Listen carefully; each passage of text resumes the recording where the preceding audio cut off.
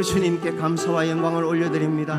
언제나 주님, 어떤 환경 가운데서도, 어떤 어려움 가운데서도 불꽃같이 우리를 감찰하시며 우리를 아끼시고 우리를 사랑하셔서 우리의 삶을 인도하시고 주관하신 하나님, 이 시간 주님 찬양 받으시고 주님 영광 받아 주시옵소서. 주님, 특별히 원하는 것은 삶의 모든 형태와 삶의 모든 순간순간마다 주님 성령의 충만을 간구하오니 온전히 주의 영을 우리 마음 가운데 부어주시고 우리 삶을 붙들어 주셔서 우리가 주님의 자녀로 이 땅 가운데 살아갈 때에 우리의 욕심과 우리의 자아와 우리의 생각과 우리의 분냄과 우리의 어떠한 가치관을 가지고 주님 살아갈 수 있는 그런 우리들이 되지 않게 하여 주셔서 오직 원하는 것은 주님의 성령의 충만을 간구하오니 주의 영으로 충만한 자 되어서 먼저 주님 앞에 부르짖고 예배하며 모든 예배가 우리 마음 가운데 우리 삶 가운데 회복되어지고 그 주의 영에 붙들린 자로 주님께 영광 돌리며 살아갈 수 있는 우리 귀한 한 사람 한 사람 그리고 우리 충북교회로 다 회복시켜 주시옵소서. 언제나 주님 곁에만 우리가 붙어만 있어도 흘러 넘치는 그 주님의 은혜와 그 사랑을, 참 생명의 은혜를 우리가 누리고 그 사랑을 고백하며 살기를 원합니다. 우리 오직 이 시간 주님의 은혜를 갈망하오니 말하지 않는 주의 은혜로, 주의 사랑으로, 주의 영으로 가득히 채워 주시옵소서. 주님의 오늘 듣는 이 말씀 가운데도 주님 우리가 아멘 아멘으로 화답하며 주님께 먼저 영광과 감사를 올려드리며 그 말씀이 아버지 하나님 우리의 심령의 밭을 쪼개고 그 말씀이 나의 삶을 변화시키고 나의 삶을 인도할 수 있는 그런 귀한 예배로 우리 마음을 주장하여 주시옵소서. 이 시간 온전히 주님께 영광 돌리는 귀한 시간 되기를 원하며 예수님의 이름으로 기도합니다. 아멘. 아멘. 할렐루야. 주님, 예배할 수 있는 귀한 마음 주시옵소서. 주의 영을 받아 누릴 수 있는 귀한 우리 심령 되게 하여 주시옵소서. 예배하게 하신 주님께 감사드립니다. 아멘. 한 번 더 찬양할게요.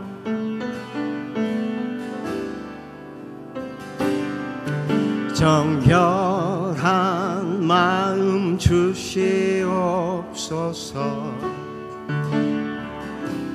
오 주님, 정직한 영을 새롭게 하소서.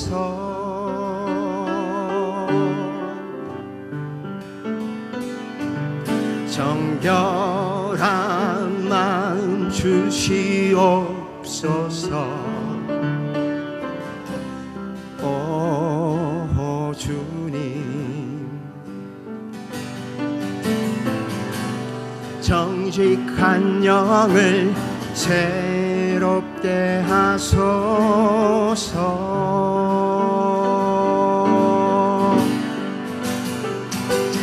나를 주님 앞에서 멀리 하지 마시고 주의 성령을 거두지 마옵소서.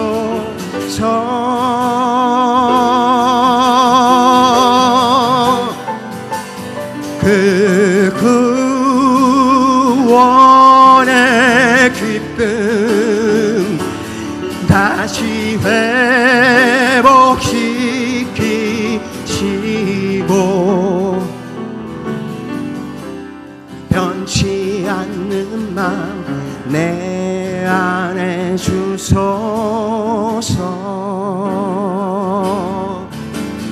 다시 한 번 더 믿음으로 정결한 마음으로 정결한 마음 주시옵소서. 오 주님, 정직한 영을 새롭게 하소서.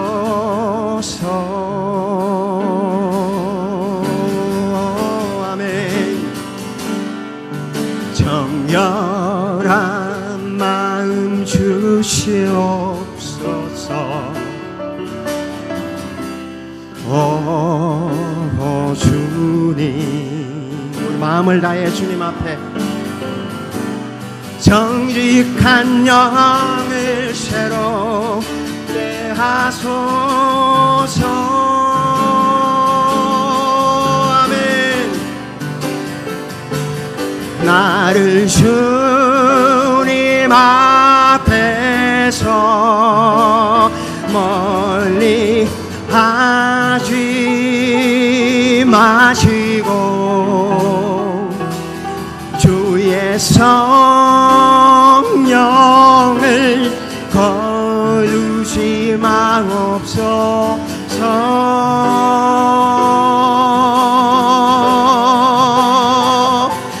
그 구원의 기쁨 다시 회복시키시고 변치 않는 마음 내 안. 우리 예배 가운데 부으실 주님의 은혜를 생각하시면서 다시 한번 후렴으로 나를 주님 앞에서 할렐루야 고백합니다. 나를 주님 앞에서 멀리 하지 마시고 주의 성령을 거두지 마옵소서.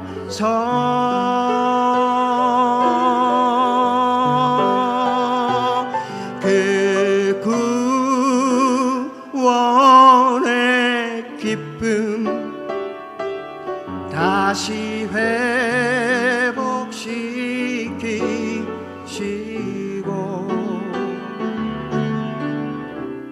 변치 않는 나 내 안에 주소서. 할렐루야. 우리 주님께 영광의 박수 올려드리기 원합니다. 주님 사랑합니다. 주님 찬양합니다. 주님 예배합니다. 할렐루야. 아멘. 우리 예배를 위해서 조숙진 권사님 기도드리겠습니다.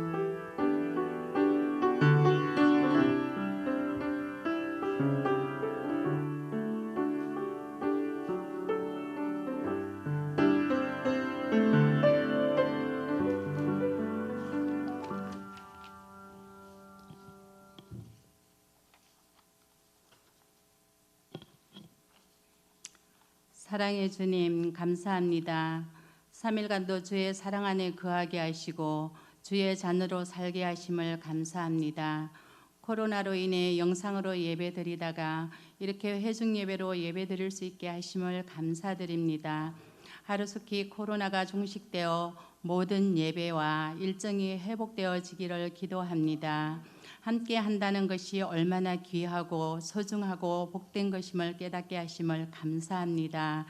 주의 사랑 안에 아름다운 교제가 이루어지길 원합니다. 하나님의 사랑이, 기도가, 헌신이, 찬양과 말씀이 회복되게 하시고 하나님의 꿈이 우리 모두의 비전이 되기를 기도합니다. 하나님을 팔아 세상을 어지럽히는 신천지 같은 이단 종교가 소멸되게 하시고 하나님의 질서가 세워지길 기도합니다. 우리의 믿음 또한 나태해지지 않기를 기도드립니다. 담임 목사님과 부목사님, 전도사님께 영육의 강건함을 더하여 주시고 주신 소명 잘 감당하실 수 있게 하옵소서.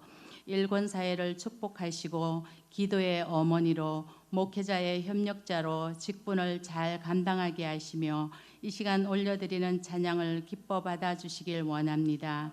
내게 능력 주시는 자 안에서 내가 모든 것을 할 수 있음을 믿으며 예수님 이름으로 기도드립니다. 아멘.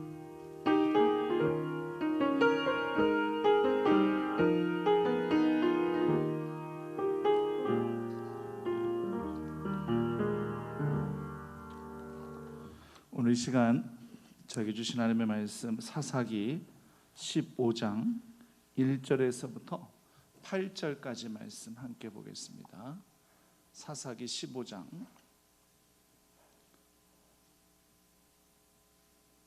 1절에서부터 8절까지 말씀 함께 보도록 하겠습니다. 네, 다 찾으신 줄 알고 우리 같이 한 목소리 함께 읽겠습니다.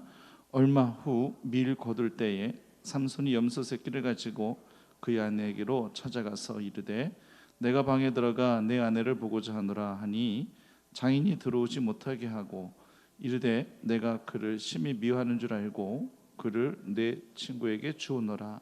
그의 동생이 그보다 더 아름답지 아니하냐. 청하노니 너는 그를 대신하여 동생을 아내로 맞이하라 하니 삼손이 그들에게 이르되 이번은 내가 블레셋 사람들을 해할지라도 그들에게 대하여 내게 허물이 없을 것이니라 하고 삼손이 가서 여우 300마리를 붙들어서 그 꼬리와 꼬리를 메고 해를 가지고 그 꼬리 사이에 한 해를 달고 해에 불을 붙이고 그것을 블레셋 사람들의 곡식 밭으로 몰아들여서 곡식 땅과 아직 배지 아니한 곡식과 포도원과 감람나무들을 사른지라. 블레셋 사람들이 이르되 누가 이 일을 행하였느냐 하니 사람들이 대답하되 딥나 사람의 사위 삼손이니 장인이 삼손의 아내를 빼앗아 그의 친구에게 준 까닭이라 하였더라. 블레셋 사람들이 올라가서 그 여인과 그의 아버지를 불사르니라. 삼손이 그들에게 이르되 너희가 이같이 행하였은즉 내가 너희에게 원수를 갚고야 말리라 하고 블레셋 사람들의 정강이와 넓적다리를 크게 쳐서 죽이고 내려가서 에단 바위 틈에 머물렀더라. 아멘. 우리 일권사의 찬양 있으시겠습니다.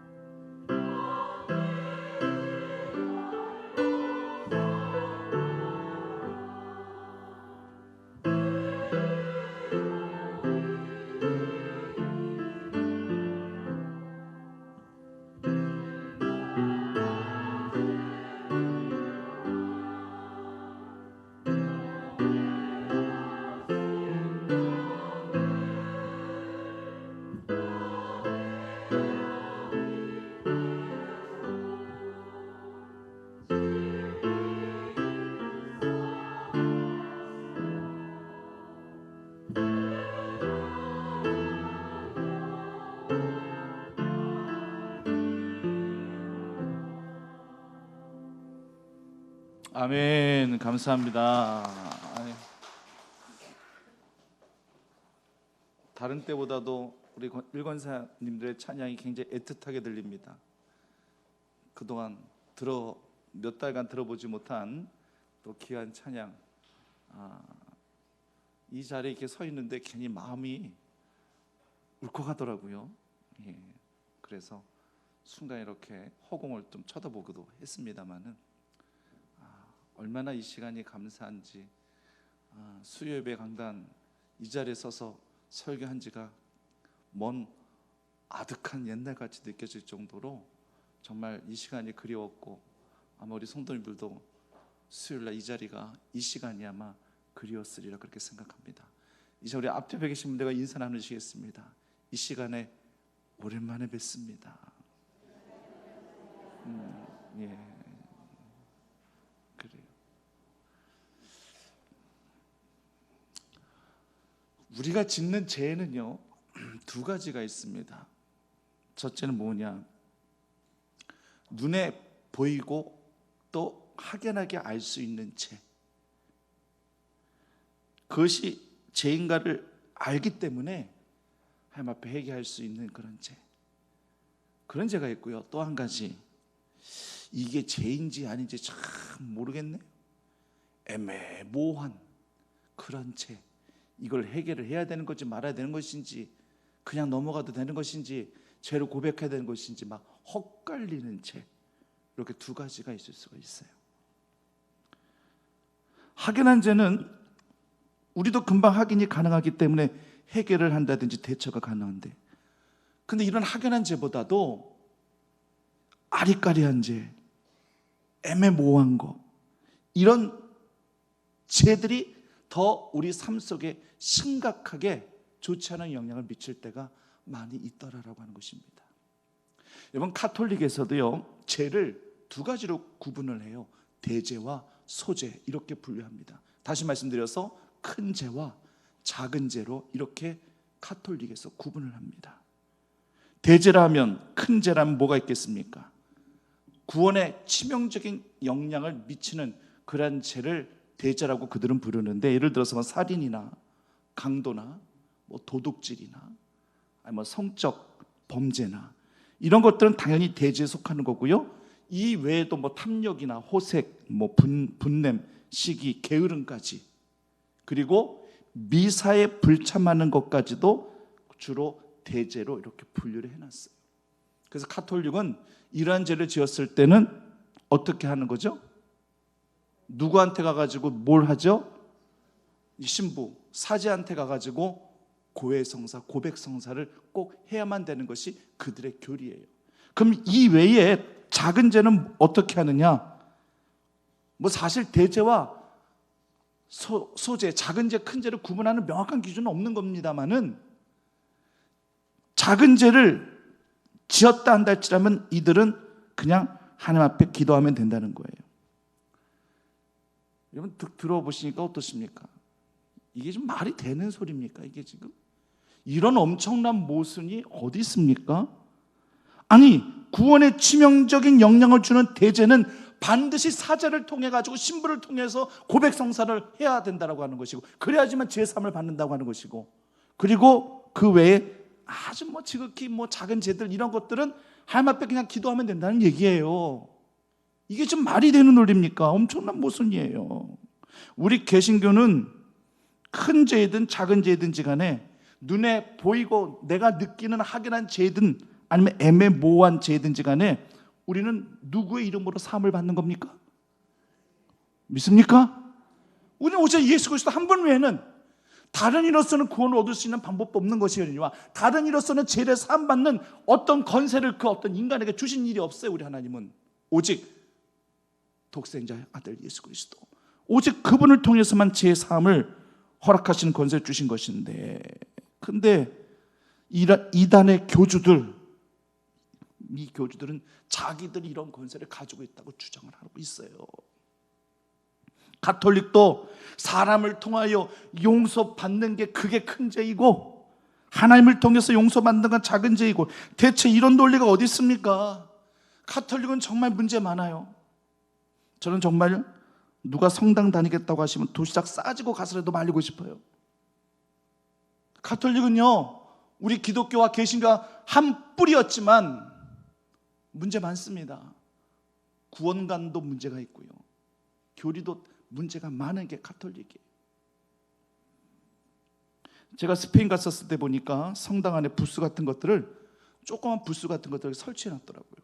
저게 뭐지? 막 그 안에 뭐가 있나 딱 봤더니만 사람이 다 들어가 있더라고요. 그게 사제들, 사제들. 고백성사 받기 위해서 사제들이 들어가 있어요. 근데 고백성사를 받아주긴 받아주는데 그것도 다 돈 받고 하더라고요. 그냥 해주는 것도 아니에요. 다 돈을 내고 하더라고요. 그래서 참 이게 뭐 하는 짓인가 싶은 생각을 그때 그 광경을 지켜보면서 했었어요. 큰 죄, 작은 죄로 구분하는 건 아무런 의미가 없는 겁니다. 죄는요, 죄의 모양이 있단다 할지라면 다 제하여 버리는 것이 원칙입니다. 데살로니가 전서 5장 22절에서도 악은 어떤 모양이라도 어떻게 하라고요? 버리라. 악은 어떤 모양이란다 할지라도 다 제하여 버리라. 분명히 말씀하고 계시거든요. 죄도 마찬가지예요. 죄의 크기, 죄의 모양, 죄의 유형, 죄의 경중, 이런 거 전혀 하등 문제되지 않아요. 이게 뭐가 중요합니까? 모두 예수 그리스도에게 고백하는 것이 중요한 거죠. 회개하는 것이 중요한 것이죠. 오직 예수 그리스도 한 분만에게 그 모든 죄를 고백함으로 말미암아 제사함 받는 것이 죄의 모양을 버리는 유일한 방법인 줄 믿으시기를 바랍니다. 그래서 우리는요, 매 순간마다 하나님 앞에 기도를 올려드릴 때 생각나는 죄, 아니면 미처 생각나지 않는 그런 죄까지도 예수님께 기도 올려드리는 것이, 이것이 맞는 거예요. 처음에도 말씀드렸지만 눈에 보이는, 또 내가 확연히 느끼는 그런 죄보다도 이것이 죄인지 아닌지 구분이 잘 안 되는 그 애매모호한 그 죄가 우리에겐 더 치명적일 수 있다는 사실을 성도님들은 분명히 기억하셔야 된다는 얘기예요. 그런 것들이 내 안에 계속 쌓이지 않습니까? 내 영혼 안에 그런 것들이 계속 쌓이게 되면은요, 무슨 비에도 옷 젖는다고 하죠? 가랑비에도, 이슬비에도 옷 젖는다는 말이 있지 않습니까? 그렇게 되는 거예요. 어느 순간 내 영혼이 핏배되어져 있다는 얘기입니다. 그렇다면 이런 질문하고 싶으실 거예요. 목사님, 그럼 그 좀 애매모호한 죄는 과연 어떤 게 있는 건가요? 그렇죠. 우리가 좀 더 그런 것들 미리 알고 있다는 할지면 대처가 가능하니까 그거 굉장히 중요한 질문이에요. 근데 사실 죄라는 것이 우리 삶 속에서 너무 강범위하거든요. 마음속에 품은 생각까지, 이 모든 것도 예수 그리스도께서는 죄라고 하셨거든요. 마음으로 음욕을 품는 자도 이미 어떤 자라고 말씀하시죠? 간음한 자라고 예수님께서 이미 말씀하셨거든요. 우리의 모든 생각과 우리의 품은 그 모든 마음조차도 죄라고 하셨거든요. 선을 행할 줄 알고 있음에도 불구하고 선을 행하지 않으면 그게 뭐라고 말씀하고 있죠? 그게 죄라고 또 성경은 말씀하고 있거든요. 기도하기를 쉬는 죄라고 말씀하고 있거든요. 사무엘이 기도할 때 기도하기를 쉬는 죄를 범치 않게 해달라고 했거든요. 너무 강범위하거든요. 죄라고 하는 것은 하나님의 뜻대로 행치 않는 것이, 이것이 다 죄다 이거죠. 근데 하나님의 뜻이라고 하는 것조차도 어떤 경우에는 분명히 알겠는데 어떤 경우에는 잘 모르겠다 이거예요. 이렇게 하는 것이 맞는 건지, 이렇게 하는 것이 하나님의 뜻인지 아닌지, 이렇게 생각 먹는 것이 이것이 하나님의 뜻인지 아닌지 어떨 땐 모를 때도 있다 이거죠. 근데 이런 것은 분별하지 못하실 수 있어요. 충분히 그럴 수 있어요. 그러나 고민하실 필요는 없습니다. 오히려 이런 것들에 너무 매여 있으면요, 정죄의식만 생겨나고요, 자유함이 없어요. 자꾸만 멍에만, 자꾸만 올무만 그렇게 느껴지는 거예요. 그렇게 묶여지는 거예요. 단지 우리가 기도 올려드릴 때마다 생각나는 죄가 있으면 다 샅샅이 찾아서라도 하나님 앞에 회개 올려드리는 여러분들 되시기를 바랍니다. 깨닫지 못한 죄가 있다면 솔직하게 그 부분도 아래에 있어요. 구체적인 것을 모르고 회개한다고 해서 하나님께서 그런 회개기도 안 받으신 거 아닌가? 내가 구체적으로 이런 죄를 범했습니다, 용서해 주세요, 이렇게 기도해야지 하나님께서 그 회개기도 받아주신 것이지, 하나님 사실 저 기억이 안 나는데 혹시라도 제가 알게 모르게 지은 죄 있으면 용서해 주세요, 이렇게 기도한 것 가지고 구체적인 기도가 안 됐는데 예수님께서 그 회개기도 받아주실까? 이런 생각 하지 마세요. 하나님은요, 우리의 마음 중심을 헤아리십니다. 그렇게 해서라도 나의 모든 죄가들을 주님 앞에 고백하고자 하는, 내가 잘 알지 못하고 깨닫지 못했었던 그런 죄까지도 고백하고자 하는 우리의 마음 중심을 하나님께서 헤아리시는 거예요. 그래서 그 마음을 헤아리셔서 우리가 기억하지 못하고 깨닫지 못했던 그 죄도 하나님이 사하여 주시는 것입니다. 마가복음 2장에서 4명의 친구들이 그 중풍병자를 상에다 탁 내리오고 지붕을 뚫어가지고 예수님 앞에 쫙 달려왔죠. 탁 내리웠죠. 그때 예수님께서 제일 먼저 하신 말씀이 뭐였냐면, 내 병이 나았느니라, 이렇게 말씀하셨습니까? 뭐라고 말씀하셨죠? 내 죄가 사함 받았느니라. 사실상요, 뭐가 지극히 자연스러워요? 내 병이 나았느니라, 이렇게 먼저 말씀하시는 것이, 이것이 지극히 자연스러운데 예수님께서는 말씀하시기를 작은 자야, 중풍병자에게, 누워있는 중풍병자에게 하신 말씀이에요. 작은 자야, 내 죄가 사함을 받았느니라. 굉장히 이례적인 말씀이에요. 예수님은 두 가지를 다 보고 계셨어요. 두 가지를 다 보고 계신 거예요. 눈으로 확연하게 보고 계셨던 것은, 이 중풍병자가 예수님 가까이 범접할 수 없기 때문에 그 4명의 친구들이 지붕을 뚫어가지고 그 상을 예수님 쪽으로 달아 내려온 그 상황, 그 모습을 예수님께서 확연하게 보셨던 것이고, 그런데 그 행동은 예수님만 보고 계신 것이 아니라 그 주변의 모든 사람들이 아마 이 광경을 다 지켜보았을 거예요. 왜? 갑자기 지붕이 뚫어지고 거기에서 상 하나가 딱 내려오는데 그때 운집했었던 그 많은 그런 사람들이 이 장면을 보지 않았겠어요? 다 보죠? 예수님만 보고 계신 것이 아니라 다들 다 보고 계셨어요. 근데 예수님만 보고 계셨던 것이 있었어요. 그것이 뭐냐? 중풍병자의 죄였습니다. 이건 예수님만 알고 계신 거예요. 그래서 예수님께서 죄 사함을 선포하십니다. 그런데 이 중풍병자, 마가복음 2장의 이 본문 보시면 아시겠지만 중풍병자는 어떤 고백도 안 나와요. 어떤 고백도 없이 죄 사함도 받았고요, 어떤 고백도 없이 그 질병도 다 고침받았어요. 정말 은혜 받은 자입니다. 중풍병자는. 이 중풍병자가 예수님, 내 죄 좀 사해 주세요. 내가 이런 죄를 지었어요. 예수님 용서해 주세요. 그래, 알았다. 내가 내 죄를 사해 주겠노라. 이렇게 말씀하시면 지극히 자연스럽거든요. 근데 이 중풍병자 재고백하지 않았어요. 말 한마디조차 하지 않았어요. 근데 예수님께서는 그 중풍병자의 죄를 보시고 내 죄가 사함받았다 말씀하셨어요. 뭘 보신 거예요? 이 중풍병자의 중심을 예수님께서 보시고 내가 고백하지도 않았음에도 불구하고 그 죄를 사함받게 하신 것입니다. 할렐루야.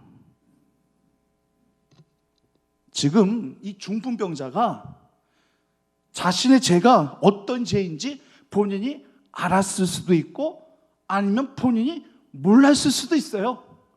갑자기 뜬금없이 내 죄가 사함받았는 일 하시니까 아마 그 순간은 멍했을 겁니다. 근데 제가 봤었을 때는 아마 몰랐을 확률이 더 크지 않았을까 싶은 생각이 들어요. 갑자기 뜬금없이 내 죄가 사함받았느니라 말씀하고 계시니, 예수님께서는 죄를 사해 주실 권세가 있다는 것을 분명히 그 많은 사람들에게 알리고 싶어 하셨기 때문에 이렇게 말씀하신 것이기도 하시지만, 미처 스스로 구하지 않은 핵이었단다 할지라도 그 중풍병자의 그 마음의 중심, 그리고 내 친구들의 그 행함이 있는, 행동이 있는 믿음을 보시고 이 중풍병자의 죄를 사여 주신 놀라운 사건입니다. 이 4명의 친구들은요, 이 중풍병자 이 죄에 대한 문제, 이 죄 사함에 대한 문제는요 전혀 관심이 없었어요. 그냥 병을 보고 빨리 병이 좀 고쳐졌으면 좋겠다, 안타까운 마음에 지금 이런 행동을 한 겁니다. 그런데 예수님께서 구하지 않은 재산까지 허락하여 주신 것입니다. 그러므로 우리가 알든 우리가 모르든 우리 마음 중심을 다하여 하나님 앞에 기도를 올려드리면, 회개를 올려드리면 우리 마음의 중심을 보시고 우리가 알지 못하고 깨닫지 못한 죄까지도 사해 주시는 은총이 있다라는 사실을 기억하시는 주의 성도들 되시기를 간절히 원합니다. 본문의 삼손도 깨닫지 못한 죄가 있어요. 어느 시점부터 깨닫게 되지 못했는지 모르겠지만 삼손을 좀 이해하시려면요, 삼손에 임하였던 하나님의 영에 대해서 함께 생각해 보셔야 돼요.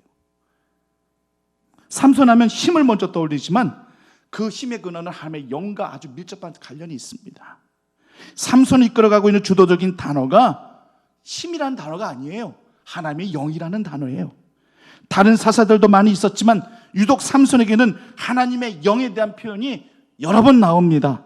14장 6절 여호와의 영이 강하게 임하시니, 그 다음에 14장 19절과 15장 14절에서 여호와의 영이 갑자기 임하시니라는 표현도 그렇고요.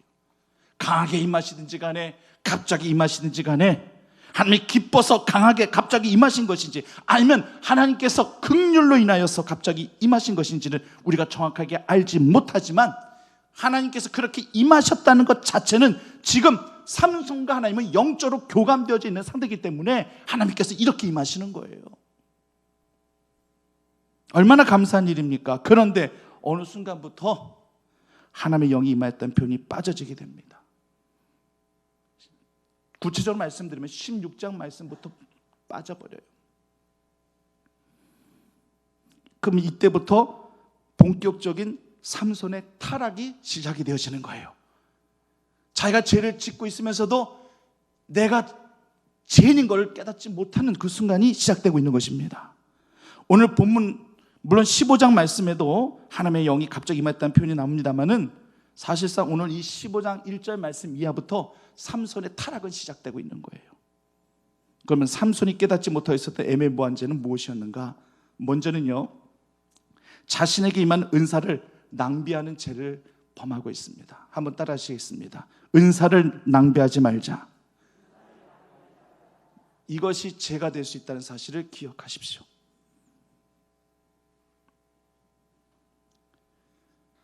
이게 무슨 죄인가? 이렇게 생각하시는지 모르겠지만 명백한 죄입니다.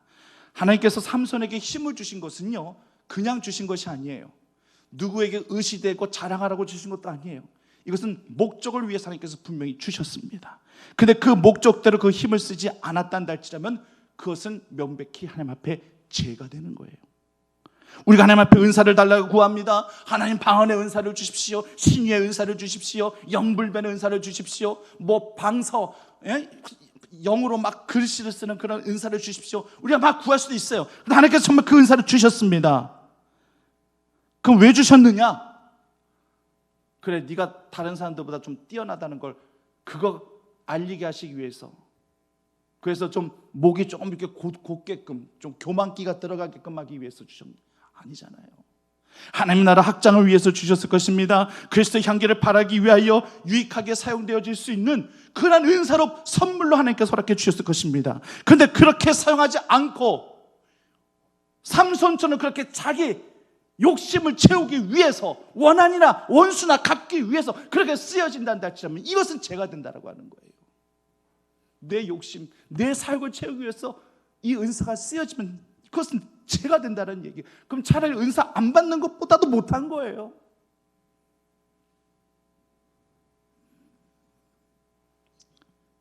기도하기를 싫은 죄하고 일맥상통한다고 보시면 됩니다. 사무엘 선지자가 하나님 앞에 올려드렸던 기도하기를 싫은 죄를 범치 않게 달라는 기도였어요.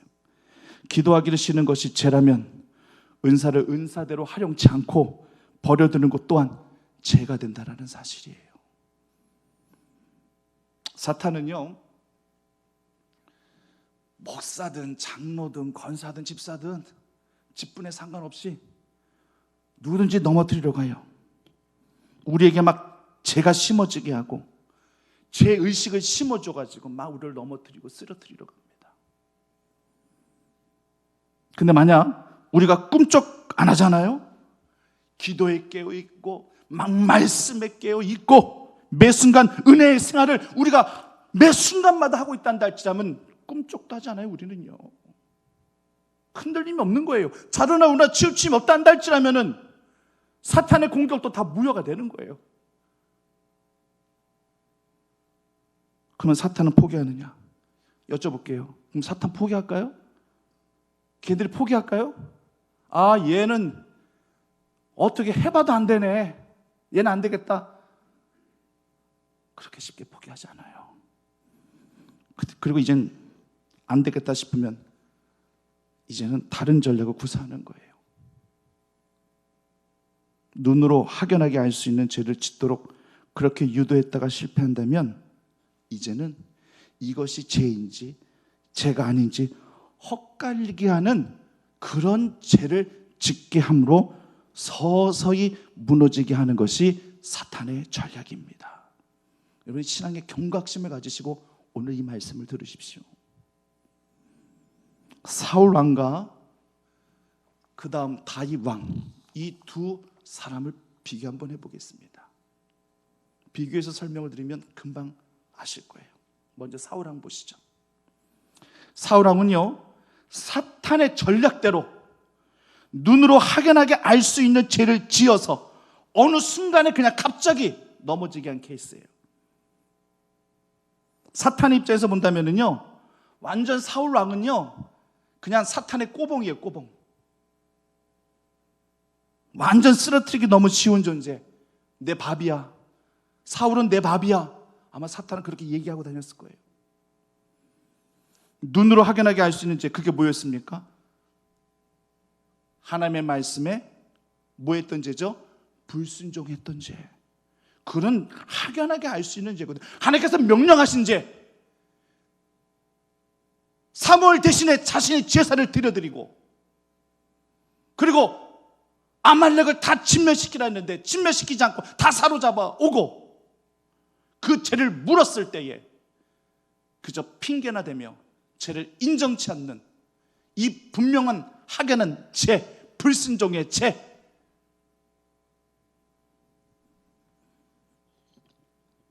그래서 하나님의 영이 사울을 떠납니다. 미련도 없이 하나님의 영이 사울을 떠나갑니다. 그래서 그 대신 사울에게 뭐가 들어갔죠? 성경 보시면 악신이 들어갔다고 얘기합니다.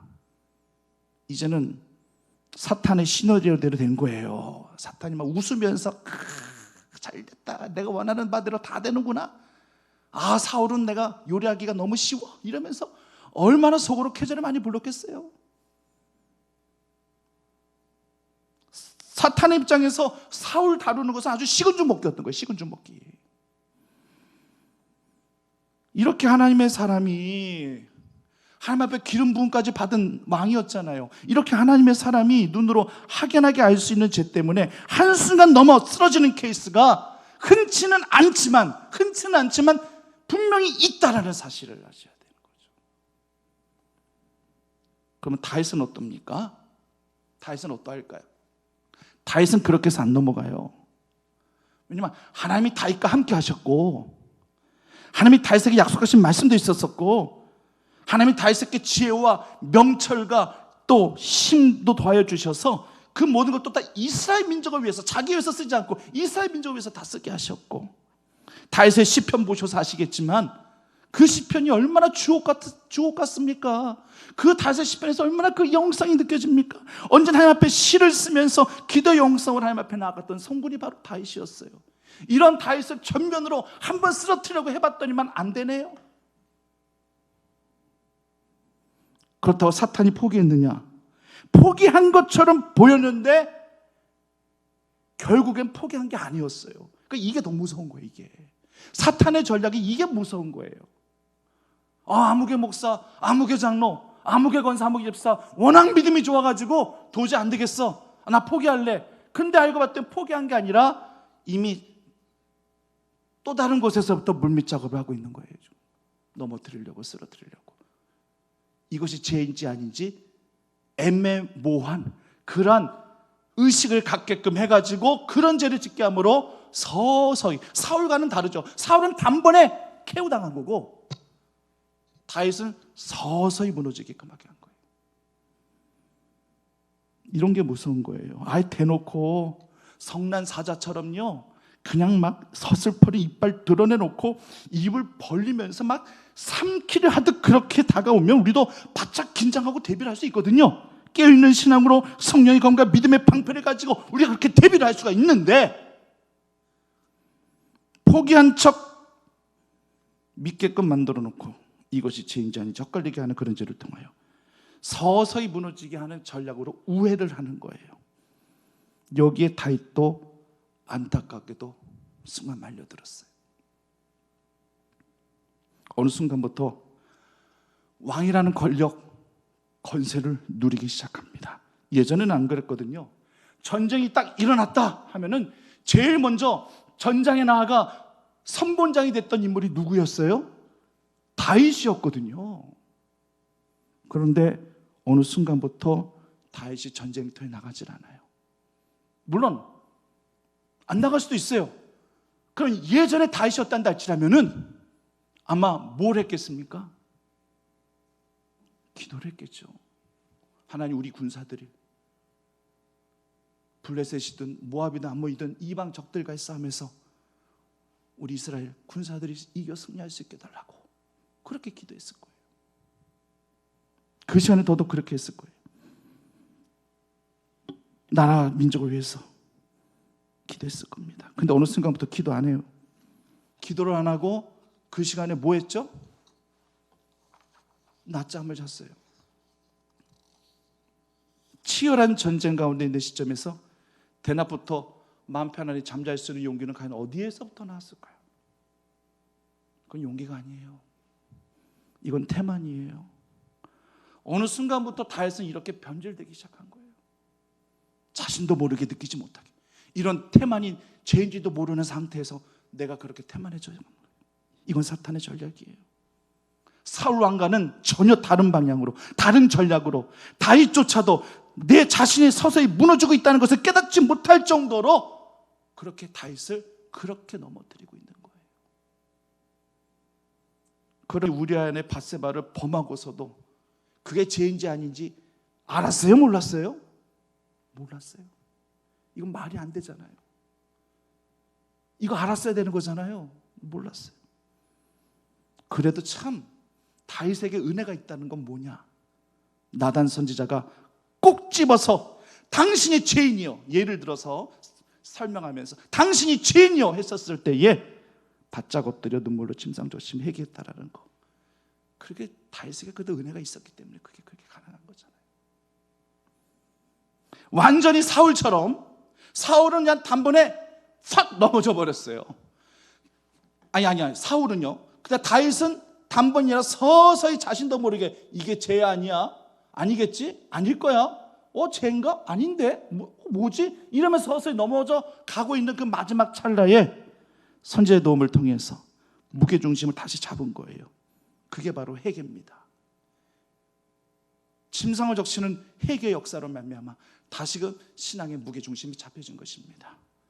혹시라도 회중 예배를 올려드리지 못하고 영상 예배를 올려드리면서 나태하고 아니라고 게을렀었던 우리 신앙의 옛 모습이 있었단다 할지라면 오늘 예배를 기점으로 회개를 통하여 다시금 신앙의 예배의 무게 중심을 잡아나가시는 주의 성도들 되시기를 간절히 바랍니다.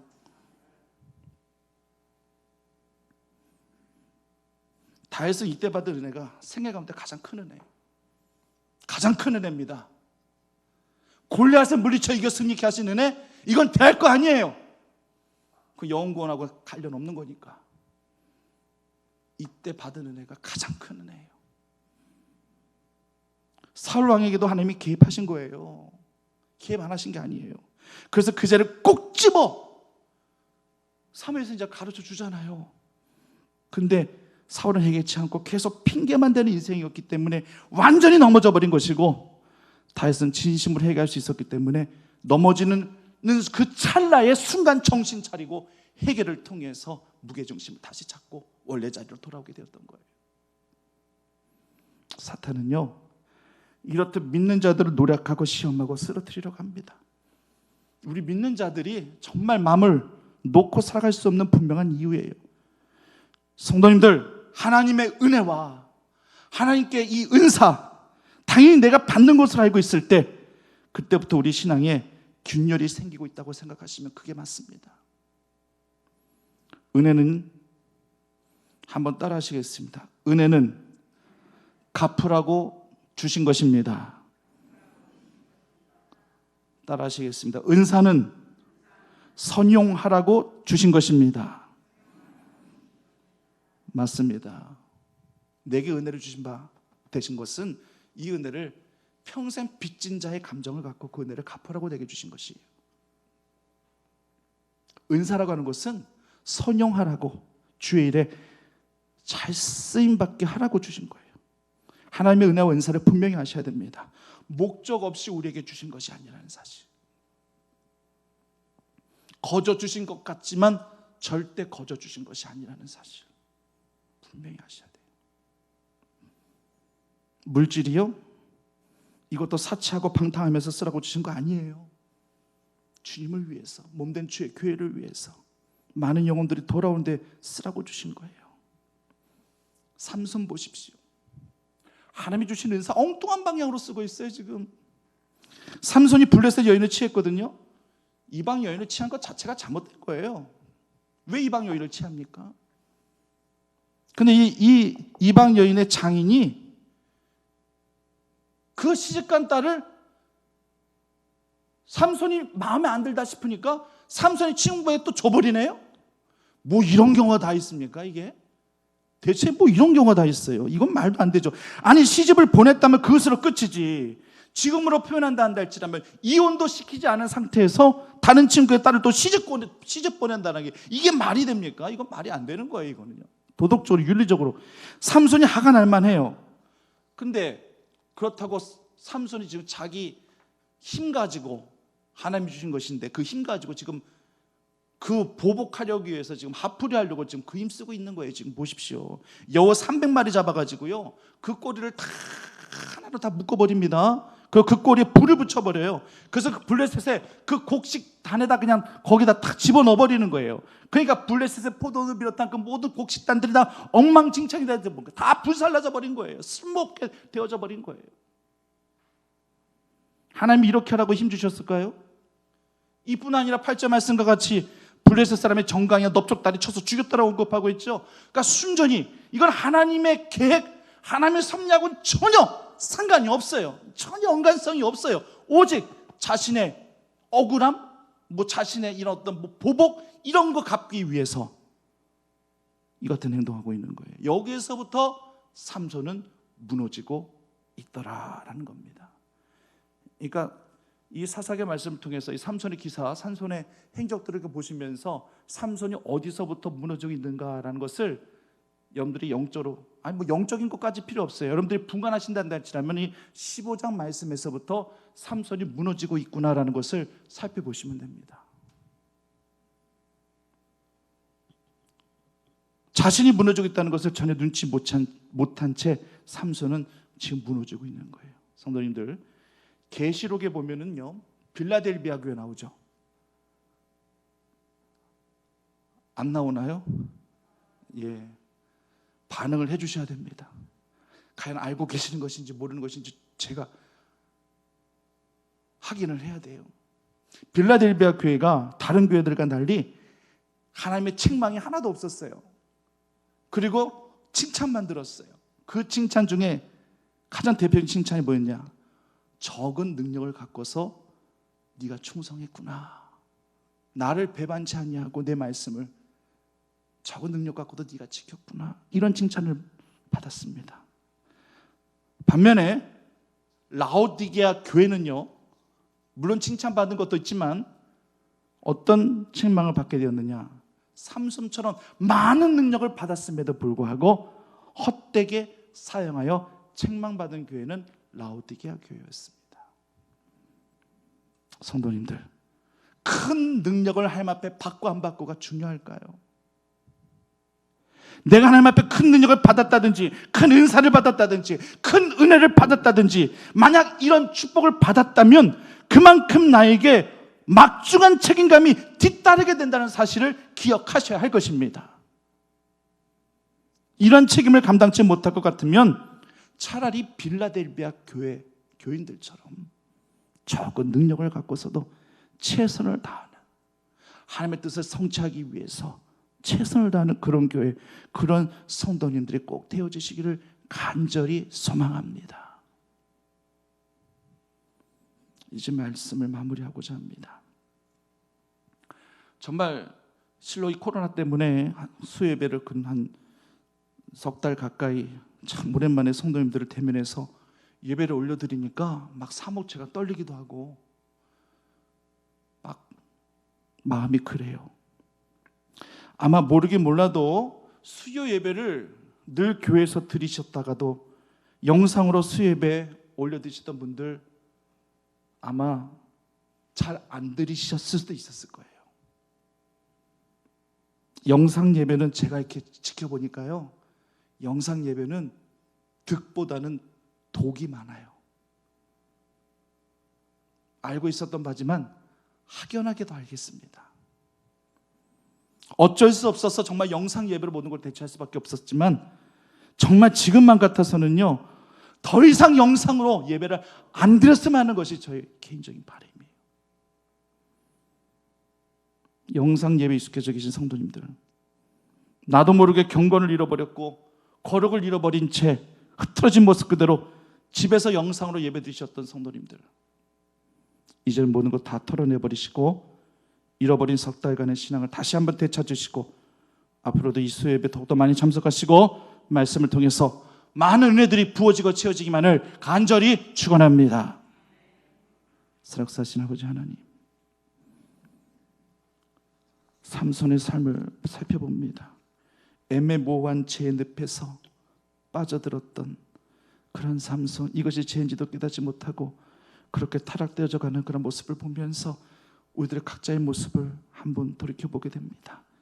하나님, 우리를 든든히 지키시고 붙들어 주시옵소서. 절대 자로나로나 치우침이 없게 하시고 매 순간마다, 매 시간, 매 분초마다 신령한 은혜와 영성이 부어지게 하시고 자고하거나 교만하지 않게 인도해 주시옵시고 오직 말씀에 붙들려 순종하며 감사로 영광 올려드리며 살아드리는 우리 충북교회 성도님 되어줄 수 있게 인도하여 주시옵소서. 이제 수요 예배가 오늘로부터 다시 시작돼서 너무나도 감사하고 너무나도 감개가 무량합니다. 이제 하나님, 이 수요 시간, 이 예배 시간, 이 시간만을 꼭 이 자리에서 예배 올려드리며 우리의 믿음을, 신앙을 점검하며 감사로 영광 올려드릴 수 있도록 많은 성도들을 수요재단으로 주께서 붙들어 불러 주시옵소서. 예수님의 이름으로 기도드립니다.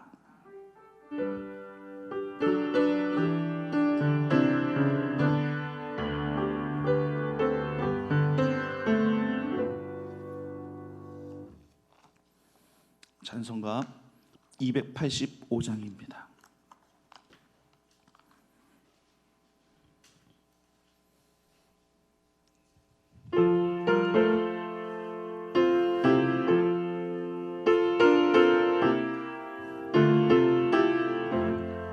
주의 말씀 받은 그날 참 기쁘고 복되도다.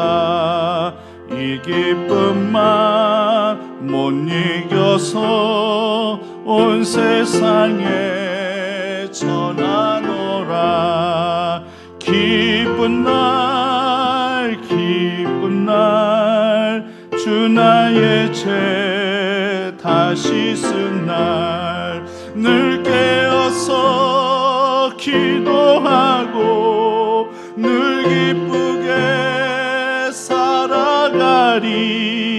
기쁜 날 기쁜 날 주 나의 죄 다시 쓴 날 이 좋은 날 내 천한 몸 새 사람이 되었으니 이 몸과 마음 다 바쳐서 영광의 주를 섬기리. 기쁜 날 기쁜 날 주 나의 죄 다시 쓴 날 늘 깨어서 기도하고 늘 기쁘게 살아가리. 기쁜 날 기쁜 날 주 나의 죄 다시 쓴 날 새 사람 된 그날부터 평안한 마음 늘 있어서 이 복된 말 전하는 일 나의 본분 삼았도다. 기쁜 날 주 나의 죄 다시 쓴 날 늘 깨어서 기도하고 늘 기쁘게 살아가리. 기쁜 날 주 나의 죄 다시 쓴 날. 아멘. 할렐루야. 우리 앞에 계신 분 인사 나누실 때 이렇게 인사하시겠습니다. 수예배 드릴 수 있게 돼서 너무나도 기쁩니다.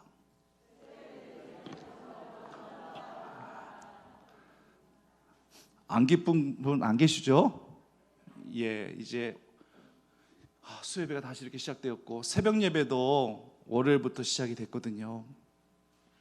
새벽 예배도 좀 많이 좀 나오세요. 대답이 어떻게 하나가 안 되고 여기저기서 월요일날 새벽기도 딱 봤더니만 너무 적게 나와서 그렇구나. 그 파장이 이렇게 크구나. 굉장히 마음이 안타까웠거든요. 화요일날 조금 회복되더라고요. 수요일날 오늘 어제랑 비슷한 것 같아요. 내일부터는 더 많이 회복되기를 간절히 원합니다. 새벽을 깨우십시오. 새벽 깨우셔서 하나님 앞에 매달리시고 기도하시고 그때 마음껏 우리가 사실 언제 어느 때 시간을 딱 정해놓고 여러분들 골방에서 기도하신다는 거 쉽지 않아요. 그래도 시간을 딱 붙들어 놓고 교회 와서 기도 올려드리시다는 것이 얼마나 감사한 일입니까?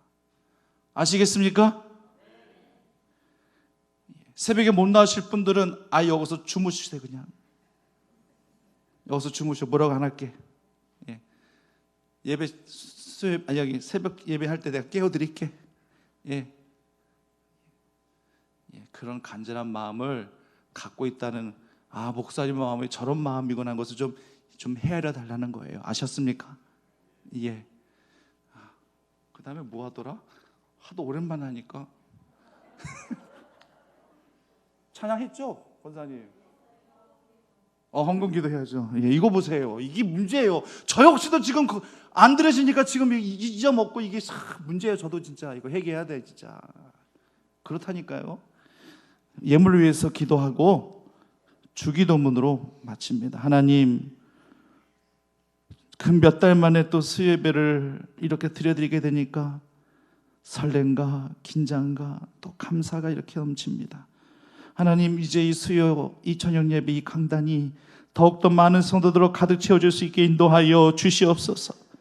하나님, 그동안 나태했던 우리의 모든 신앙의 게을렀던 습관들을 다 청산하고 이제 새 마음으로 새롭게 시작할 수 있는 우리 충북교회 교우들 되어질 수 있게 인도하여 주시옵소서. 하나님, 우리 충북교회 성도들 저력이 있습니다.